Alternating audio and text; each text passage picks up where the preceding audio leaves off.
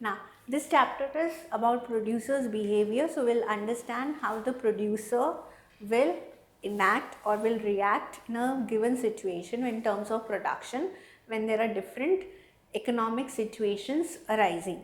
Okay. Now, first, before I move ahead, I need to, or we need to understand what is a production function.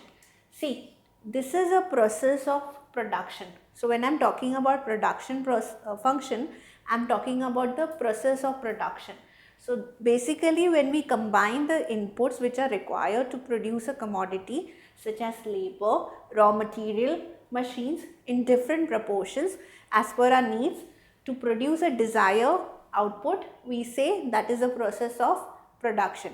For example, if I have to manufacture a chocolate, then I would input the raw material which is required to produce the chocolate, that is milk, sugar, etc.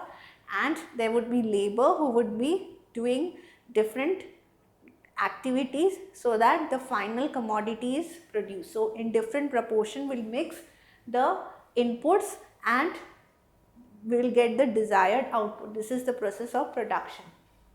So basically the production process is the process of value adding, because you are preparing a commodity. So you are adding value to the raw materials that has been used as an input. Okay. So basically here what happens, we see a transformation of input to output. So from after mixing milk, cocoa powder, sugar, we got an output which was chocolate. So in production what happens is there is a transformation of the input to the desired output. Now let us see what are the factor inputs. Factors would include factors of production such as land, labor, capital and investment. Okay.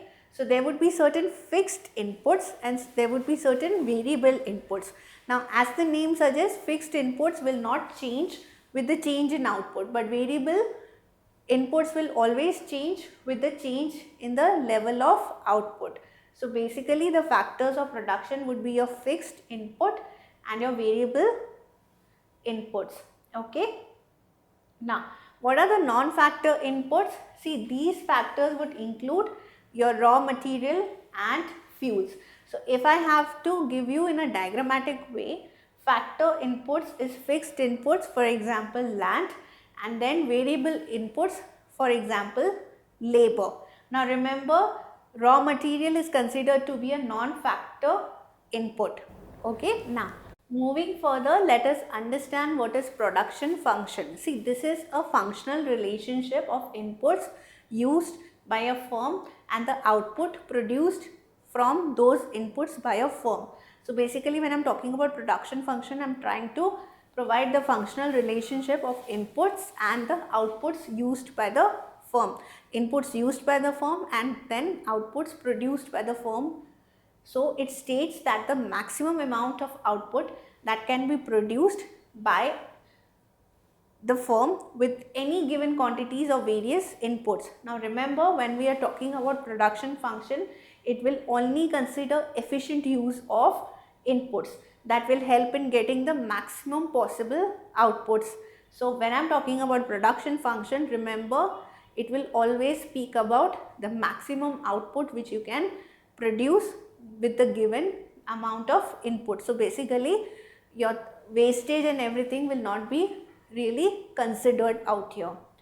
Production function is defined for a given technology. Okay, so if I have to give you a definition, it is the technology that determines the maximum level of output that can be produced using different combination of inputs. Okay, so whenever there is an improvement in the technology, the level of output which can be obtained for different combination will also increase. So when we are talking about production function, they would always define it in terms of technology, and they say whenever the technology improves, the level of output that can be achieved would increase using different combination. If I have to express this in an equation format, I'll say Qx is equal to function of L and K.